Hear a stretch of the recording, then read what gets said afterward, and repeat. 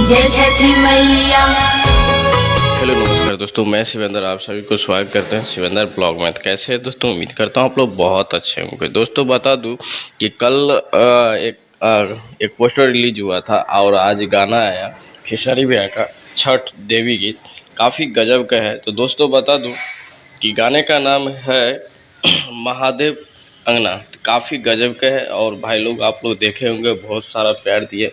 अभी समझ लो 3-4 घंटे हो गए।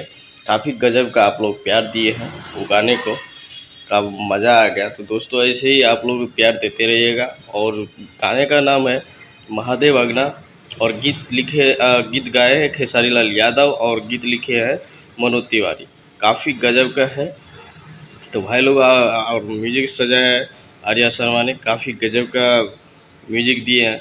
और आप लोग तो जानते ही आर्या शर्मा काफ़ी गजब का मतलब म्यूजिक रहता है। चलते हैं अगले वीडियो में मिलेंगे।